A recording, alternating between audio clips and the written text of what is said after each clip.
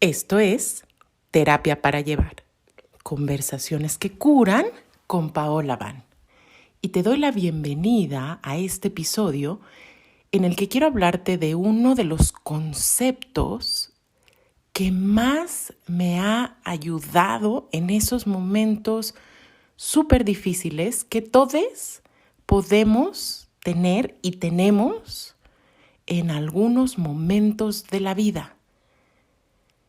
Quizás te ha pasado que a pesar de hacer terapia, de tomar 1000 cursos, de leer libros, de escuchar podcasts como este, de ir a ceremonias, de tomar remedios, en fin, a pesar de todos esos esfuerzos, todavía a veces sigues cayendo en lugares de desesperanza, miedo, depresión, vergüenza, en fin, estos lugares oscuros, estos tipo hoyos negros que yo diría que pues prácticamente son parte de la experiencia humana y por ello nadie está exente de poder caer en estos lugares. Este estado en el que a veces caemos se llama flashback emocional. Y lo que quiero decirte es que el hecho de que caigas en estos lugares, es lo primero que quiero compartirte, no significa ni que no estás haciendo bien tu trabajo, ni que la terapia no está sirviendo, ni que no has encontrado el camino, ni que tienes que iluminarte o que hay algo yendo mal con todos tus esfuerzos. Estos flashbacks, y ahora te voy a hablar un poco más de qué son, cómo funcionan, qué hacemos cuando aparecen, están ahí porque te están recordando que tu cuerpo es una especie de almacén donde se guardan todas las memorias. Afortunadamente, las memorias de lo bello, lo nutricio, lo amoroso, pero también las memorias de lo difícil, de la pérdida, de todo eso que ha sido demasiado en nuestra vida como para poderlo procesar en el momento. Y entonces nos sigue buscando. Es como si estuviera escondido ahí en nuestra psique esperando un momento para salir y decirnos, hey, aquí estoy, todavía hay una parte de ti o varias partes de ti que necesitan amor. De hecho, este es el mensaje que nos traen los flashbacks. A ver, quizás la palabra flashback de por sí ya te suena a que hay una regresión, vamos a decirlo así en español, estás regresando a las sensaciones, a los sentimientos que alguna vez tuviste antes. Pero el flashback emocional es ligeramente diferente al flashback que da, por ejemplo, en el síndrome de estrés postraumático. A ver, si tú tienes un accidente o eres víctima de un episodio de delincuencia o de un desastre natural, puede ser, y hemos observado que a muchas personas les pasa que algún estímulo, un sonido, una canción, un olor, en fin, cosas que percibes con tus sentidos, de pronto encienden este estado de pánico, de desorientación, de shock. Y ahí puede ser más fácil o difícil notarlo, pero el flashback emocional es todavía mucho más difícil a veces de identificar. Y es tan difícil de identificarlo porque creemos, y esta es la gran trampa del flashback, que corresponde o se produce por un evento presente. Voy a poner un ejemplo. tienes una conversación difícil con un amigo. ¡Pum! Y de pronto estás metida en un lugar de muchísima ansiedad y miedo y desesperanza. O hay algún problema en el trabajo, o se termina un contrato, o pasan ciertas cosas, a veces incluso muy simples. Alguien te dice algo, escuchas una crítica, un juicio y te desmorona. Recibes un mensaje por redes sociales, en fin, cosas, y aquí es como empezamos a identificar un flashback, que proporcionalmente no corresponden al nivel de intensidad emocional que te está despertando. ¿Les ha pasado alguna vez que cargas con un tema días y días y días y a veces está más intenso y a veces parece que ya se olvidó, pero regresa y no puedes dormir en la noche y pasan cosas así? A lo mejor incluso te enfermas o la vida parece que está ocurriendo como en blanco y negro y pierde sus colores. O sea, son formas en las que esto se puede presentar. Entonces, ¿qué es un flashback emocional?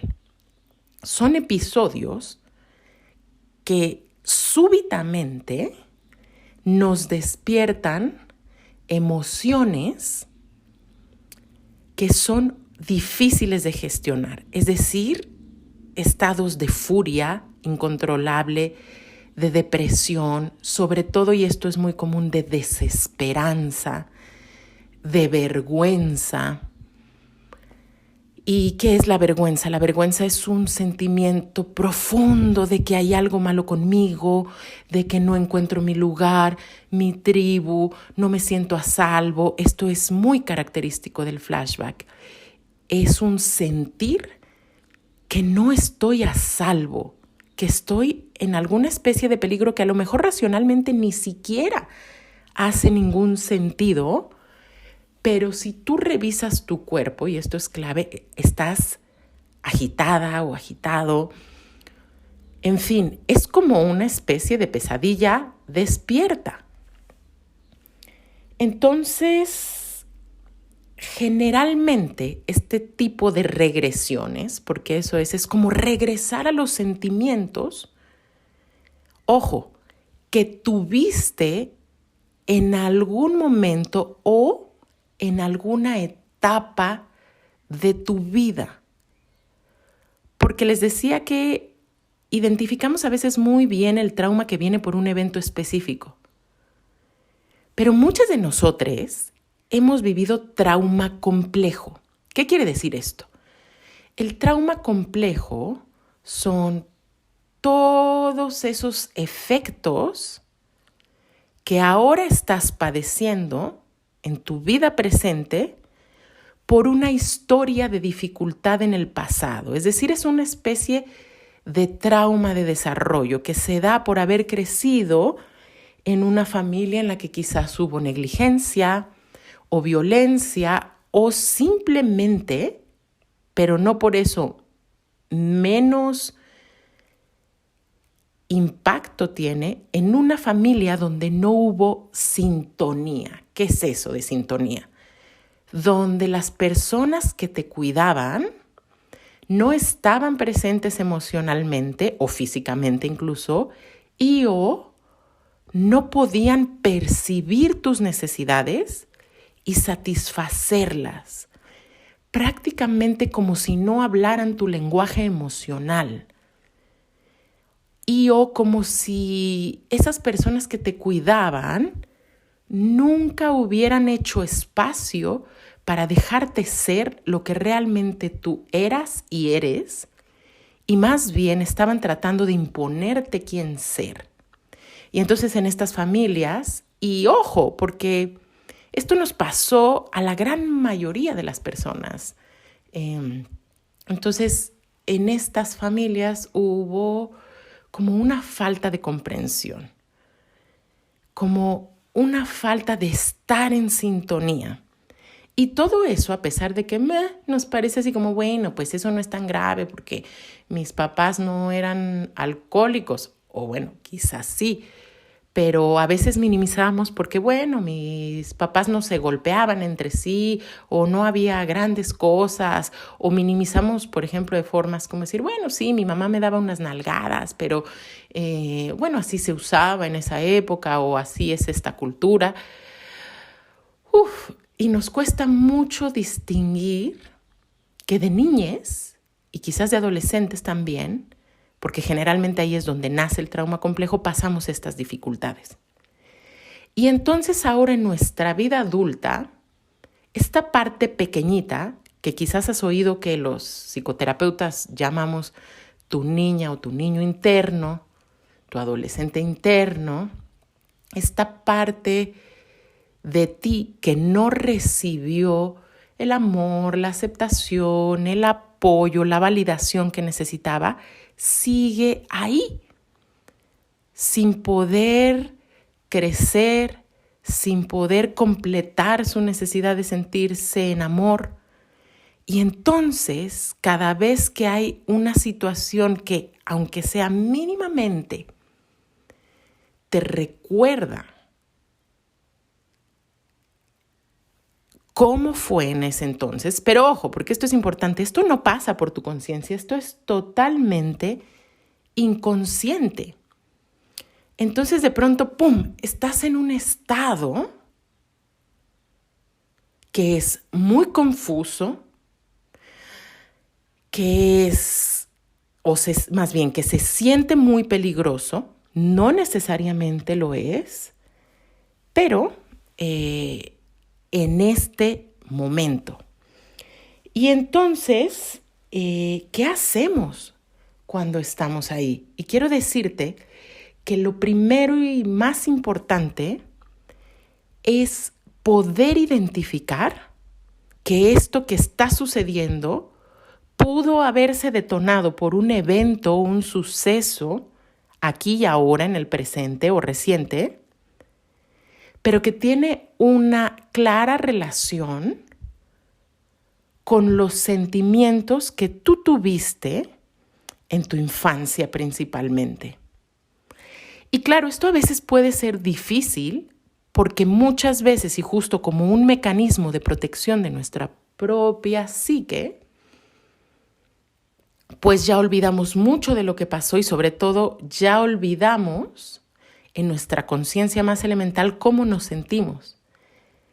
Pero ojo, porque el cuerpo nunca olvida y es desde ahí, desde esa fuente, desde esa cajita de recuerdos inconscientes que tenemos, desde donde sale, como si aquí y ahora nosotros solo tuviéramos acceso a la punta del iceberg de nuestras vidas, que es esto que recordamos o las partes de la historia como las entendemos, pero el inconsciente fuera toda la parte gigante de hielo que está abajo del agua.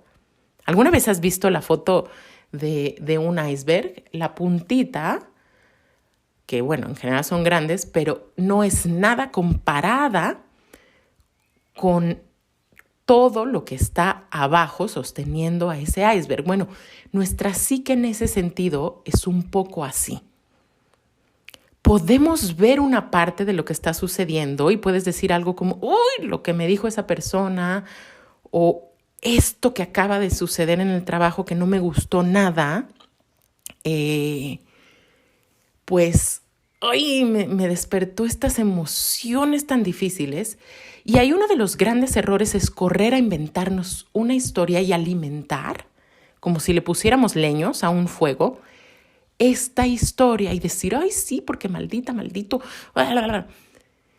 Y pensamos que tiene que ver con el presente y nos distraemos ahí, ojo, porque a la vez esto es sutil. Claro que lo que importa es lo que está pasando en nuestro cuerpo, pero a la vez distinguir que esto muchas veces tiene que ver con nuestro pasado.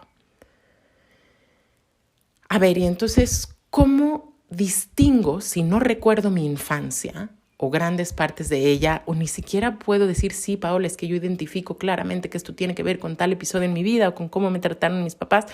O sea, sí, a lo mejor me puedo hacer esa idea, pero no lo sé con certeza.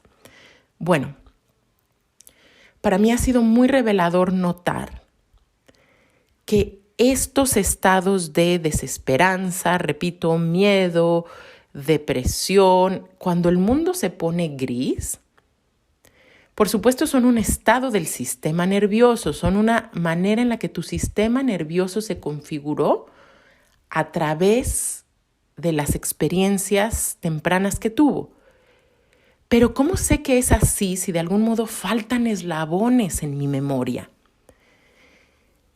Y sobre todo a veces faltan eslabones porque muchas de estas angustias que sentimos, ojo, y esto es muy importante, vienen de una etapa preverbal. ¿Qué quiere decir esto? Antes de que pudiéramos aprender a hablar. Y entonces no están guardadas en el cerebro, en las partes que almacenan nuestra memoria explícita. Es decir, prácticamente nadie puede recordar lo que pasó en el vientre de su mamá cuando se estaba gestando o cómo fue el nacimiento. A veces estas cosas son accesibles en regresiones, en ceremonias con plantas maestras, en fin, pero la mayoría de los seres humanos no tenemos real acceso en conciencia plena a este tipo de memorias. Pero lo que nos puede ayudar a saber si esto tiene que ver con mi pasado, es que este es un estado, o voy a llamarlo así, este lugar al que llego es conocido. O sea, no es la primera vez que me siento así.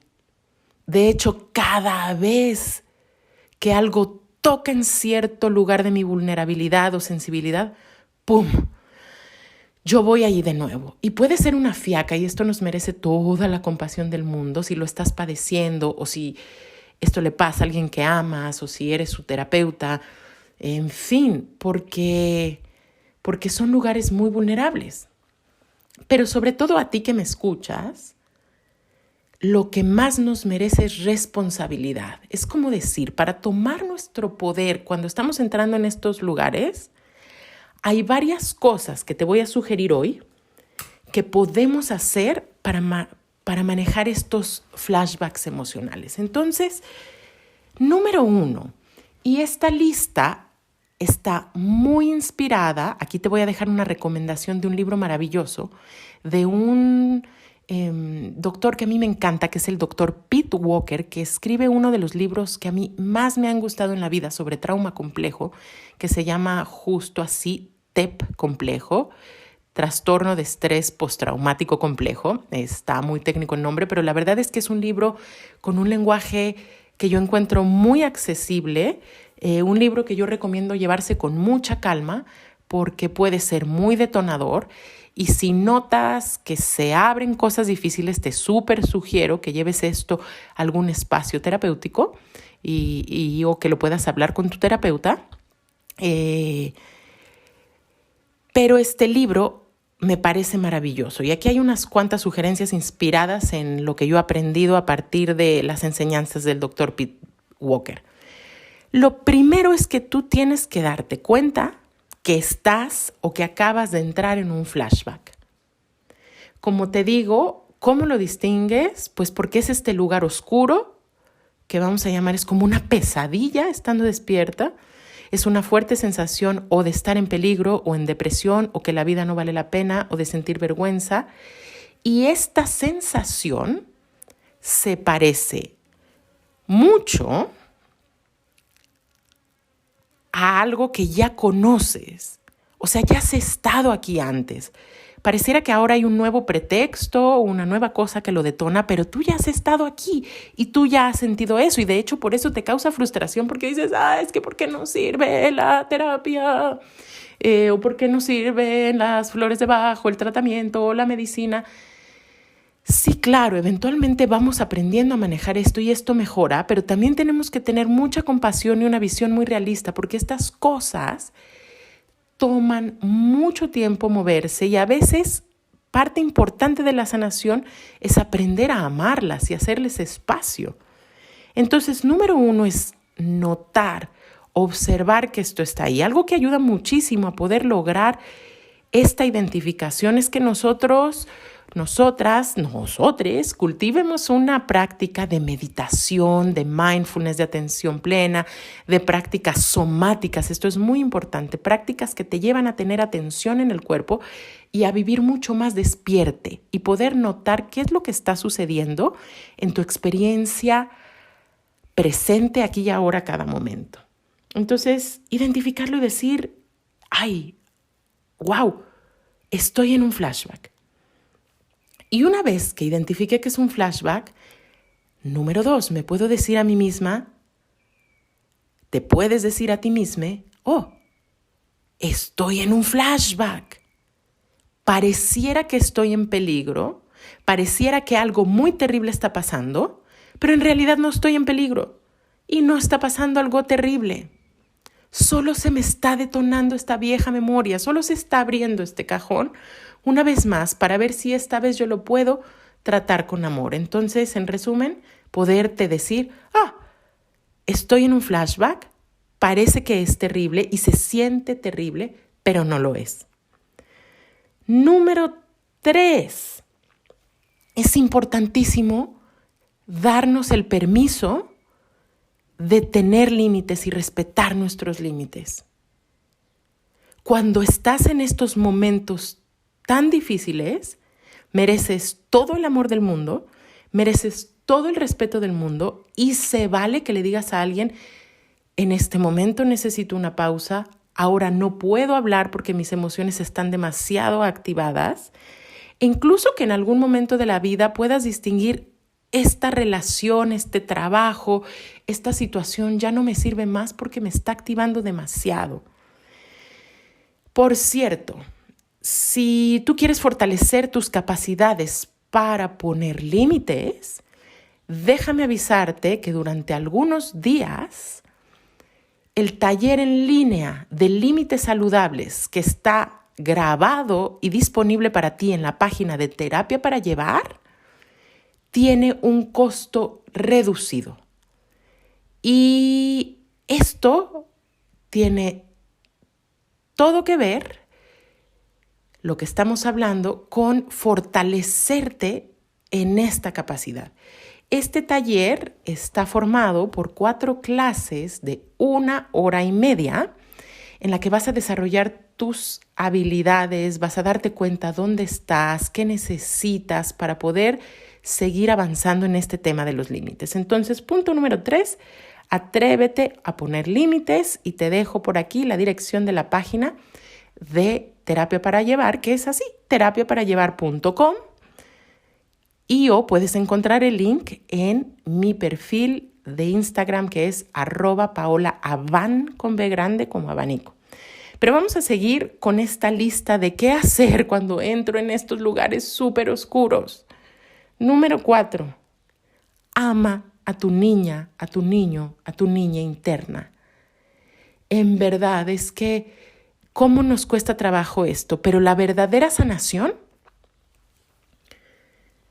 tiene que ver con podernos dar a nosotros mismos las experiencias que nos faltaron en esos tiempos donde se crearon estas heridas. Entonces, amarte significa no juzgarte, no regañarte, no tratarte mal, no hacerte lo que hicieron quizás los adultos que estaban alrededor de ti y no sabían cómo manejar esto mejor. Entonces, no obligarte, no presionarte, amarte y poderte decir a ti mismo, estoy contigo en este momento, sé que es muy duro, lamento que te estés sintiendo así. ¿Qué necesitas? Número 5, recuerda que pasará porque todo pasa. Quizás este estado de ansiedad, de tristeza, de terror, a veces incluso de pánico, a veces dura mucho más de lo que nos gustaría. Es que estos sentimientos o estas emociones, claro que a nadie nos gustan y son muy desesperantes, Pero a veces empeoramos o profundizamos ese sufrimiento al meterle encima el sufrimiento de querer presionarnos para salir de ahí. Entonces es muy importante empezar a crear como un tanquecito donde tú puedas ir guardando confianza y certeza. A lo mejor incluso necesitas ponerte unas notitas en tu recámara, o a lo mejor puedes hablarle a un amigo o amiga y decirle, a ver, cuando yo esté en este estado, por favor, dime que me quieres mucho. O a lo mejor puedes platicar esto con tu terapeuta y decirle, mira, cuando yo entre en este estado, a veces, a lo mejor voy a necesitar mandarte un mensaje, yo qué sé. Pero recuerda que esto pasará. Número 6 es justamente, tiene que ver con los tiempos. Cuando no estás en este flashback, construye herramientas.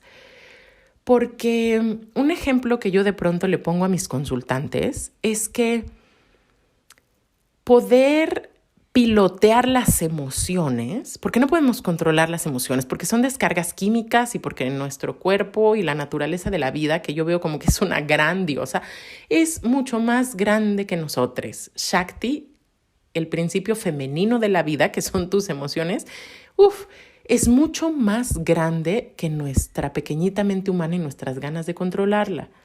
Entonces, si tú intentas pilotear tus emociones, navegarlas solo en los momentos de crisis, y ahí es donde te quieres acordar de las respiraciones o de los ejercicios que leíste o que te puso la terapeuta, generalmente te vas a olvidar. Entonces es justo como los pilotos no siempre o en general idealmente no entrenan bajo una tormenta, entrenan con simuladores, ¿ya? Entrenan en circunstancias de tranquilidad y a veces justo les ponen simuladores de qué harías si hay una crisis, una tormenta, se apaga un motor, yo qué sé. Pero si tú a los pilotos los mandaras directamente siempre a una tormenta, pues no van a poder reaccionar bien. Entonces tenemos que aprender a construir herramientas en otros momentos en los que no estamos en crisis. Porque, a ver, oigan, generalmente ¿cuándo es que le llaman al terapeuta? Cuando estás en crisis, cuando estoy desesperada, ya no puedo más. No está mal, pero sí aquí te lanzo una fuerte sugerencia de buscar también cuando no te sientes tan mal, hacer un proceso y trabajar en ti, porque vas a poder ir mucho más profundo. La crisis a veces un terapeuta solo puede contener eso y no vas más allá. Número 7. No dejes que te secuestre tu crítico interno. Tenemos una voz adentro de la cabeza que es maldita, es cruel, es un verdugo desgraciado ahí que siempre nos está diciendo cosas horribles, que es como un gremlin que nos está diciendo cosas horribles. Bye. O sea, en verdad, voltéate y con todo tu poder interno dile a esa voz interna que te veye y chinguer a su madre. ¿Ya? O sea, mándala lejos. Ten la fuerza de decirle a esas voces internas que te atacan y que generalmente son así como una grabación de tu papá y tu mamá cuando estaban enojados y en su versión más crítica y horrorosa. Ten la autoridad y el poder para decirle, mira, en este momento ni me hables, güey. No tienes ningún derecho a venir a maltratar a esta niña, a este niño que de por sí se está sintiendo mal y está despertando en mí. A ver, si tú tienes un hijo, un sobrino, un niño, una niña que quieres mucho, ¿dejarías que alguien venga y le hable como tu voz interna te hable a ti? ¿O como tus padres te hablaron en sus momentos más feos? Por supuesto que no.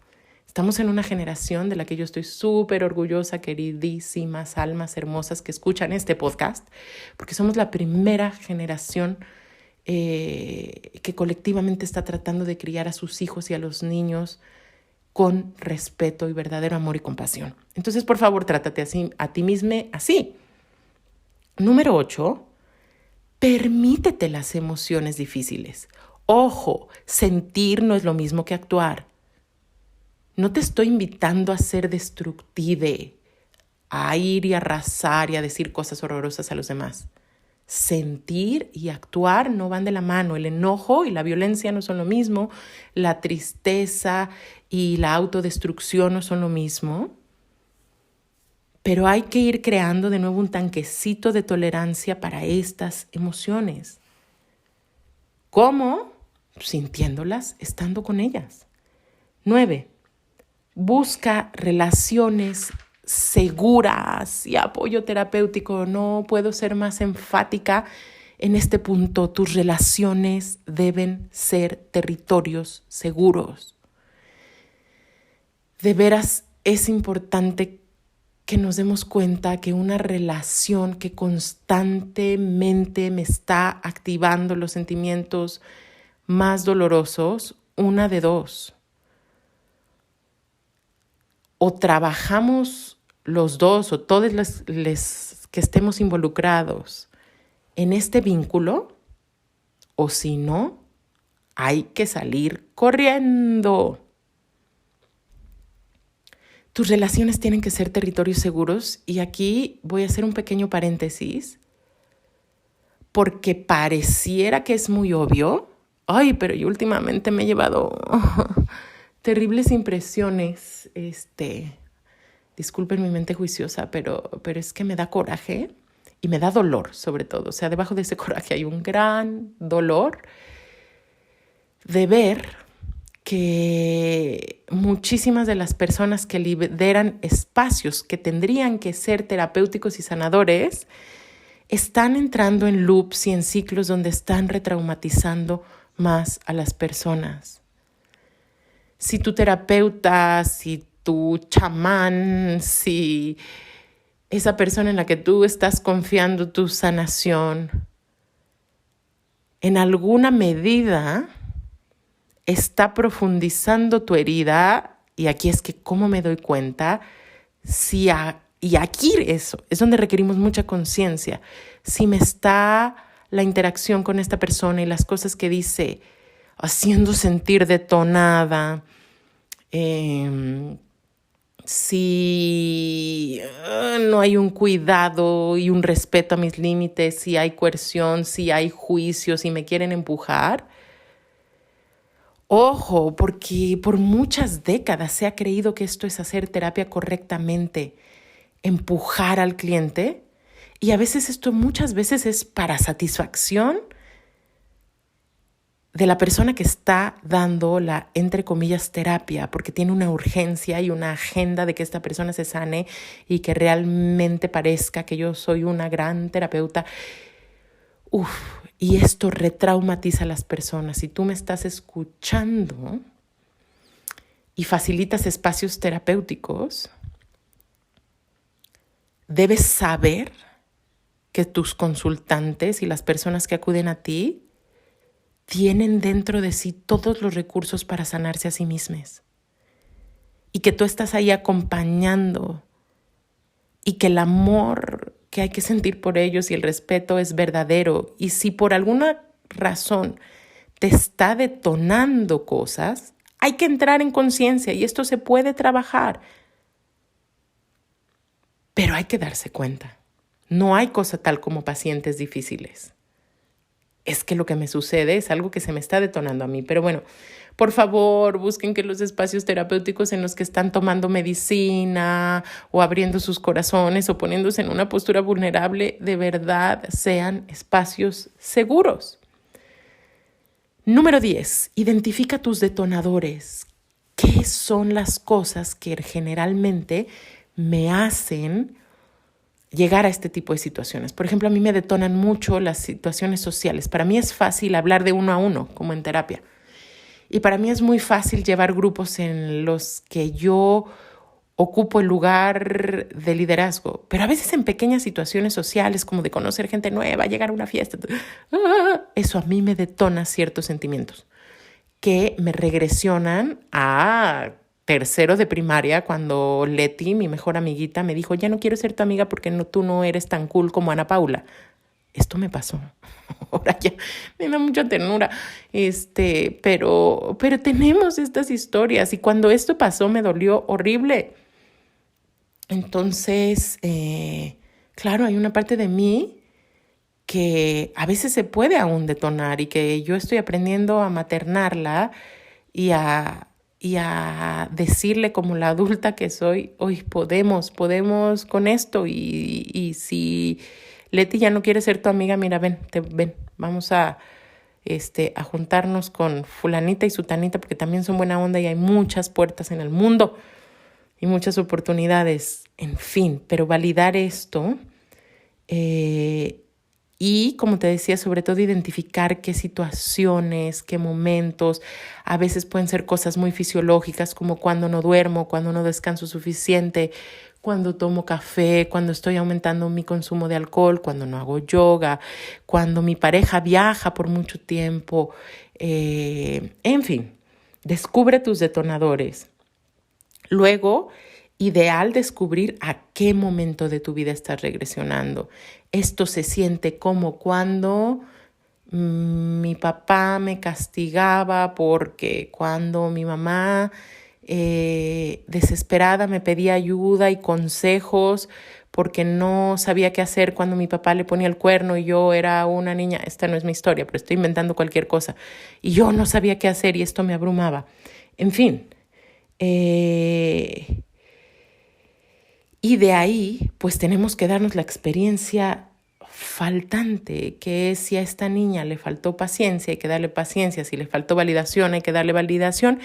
Y ojo, hay que ser muy sensates. Si tú no estás pudiendo darte esto, entonces acude a un espacio terapéutico donde alguien pueda darte esos recursos y ser tu relación segura, tu puerto seguro. Número 12, sé súper paciente contigo misma, contigo mismo.